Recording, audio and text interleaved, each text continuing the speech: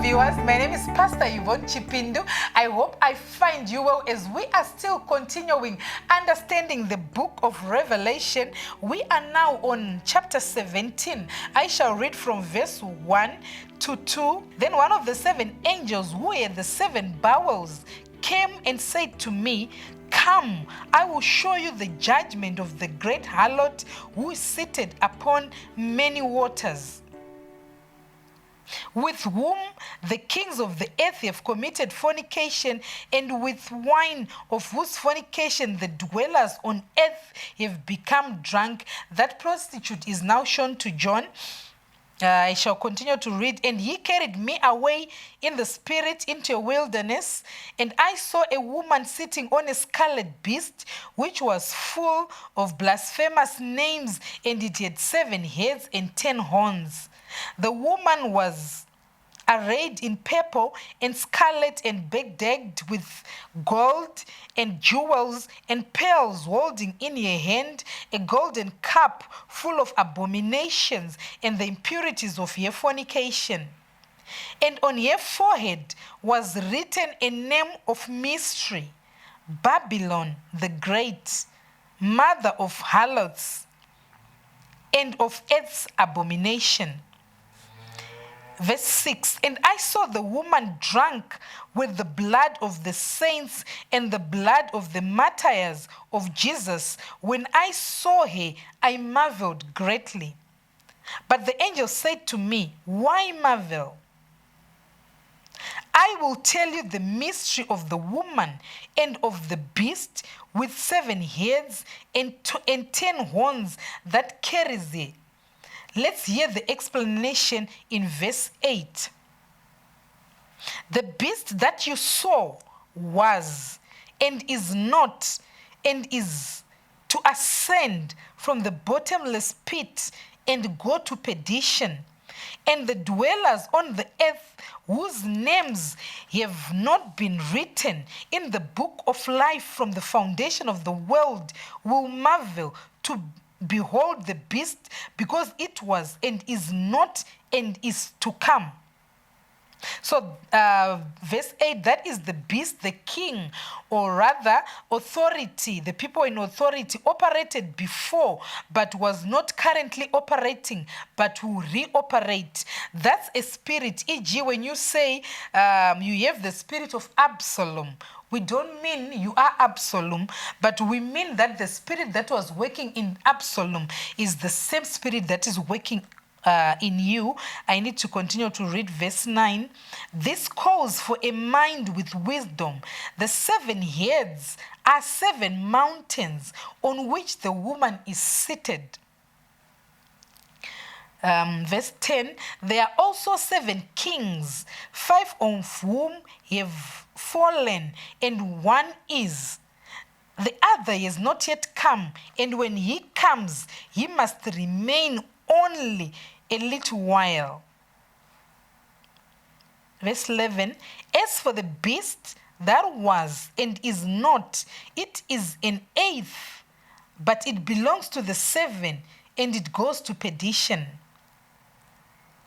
And the 10 horns that you saw are 10 kings who have not yet received royal power, but they are to receive authority as kings for 1 hour together with the beast." So his destruction refers to end of his rulership.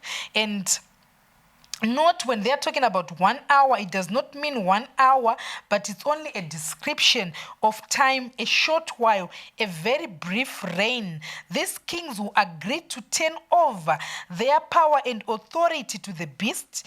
They will go to war against the Lamb, but the Lamb will defeat them. Proof that he is Lord over lords, and he is king over kings, and with him will also be his called, the chosen, and the faithful followers. I need to read verse 14 for you.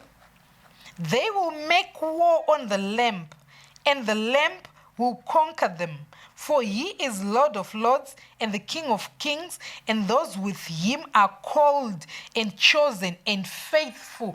That's the crucifixion of Jesus and the authority that were evolved in his sentence to be crucified, but didn't know that in his death was going to be their defeat. And in his resurrection, those who believe in him are the fulfillment of the called, chosen, and faithful believers.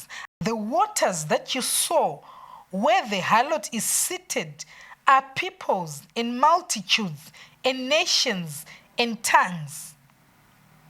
And the 10 horns that you saw, they and the beast will hate the harlot.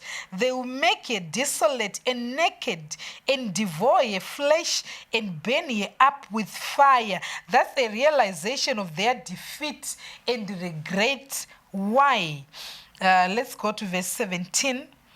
For God has put it into their hearts to carry out his purpose by being of one mind and giving over their royal power to the beast until the words of God shall be fulfilled. So until God's words are fulfilled, how did God do that?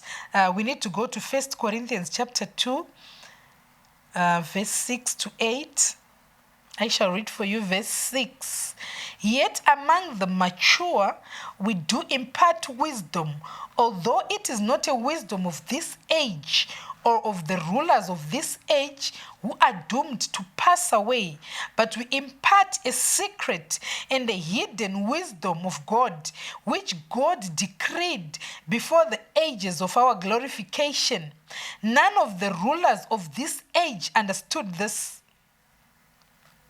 For if they had, they would not have crucified the Lord of glory. So now they are talking about, they are showing us that the wisdom of this world is not the wisdom of God.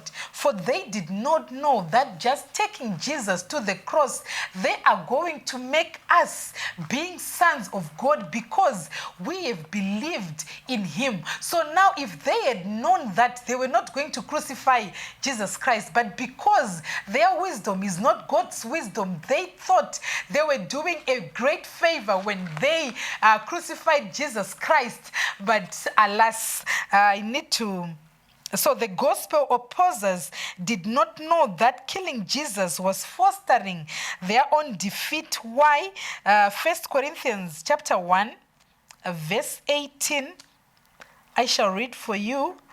For the word of the cross is folly to those who are perishing, but to us who are being saved, it is the power of God. For it is written, I will destroy the wisdom of the wise, and the cleverness of the clever I will thwart. Verse 25, for the foolishness of God is wiser than men, and the weakness of God is stronger than men. That is why when Jesus said, destroy this temple and I will rebuild it in 3 days, they couldn't fathom it. It sounded foolish. But unto us that believeth, it is the power of God. Verse 18 of Revelation 17. And the woman that you saw is the great city, which has dominion over the kings of the earth. So the woman here is not literally a woman, but woman refers to the evil spirit that influences evil men in authority who are against the message of Christ and him crucified. In Israel, like I have said, that now they've banned the teachings of Jesus Christ. They say there's no Jesus. So it was done officially. If we go to Ephesians chapter 2, verse 2. So now this verse is just telling us about the evil ways of evil men trying to distract the teachings of Jesus Christ. I need to take you to Ephesians chapter 2,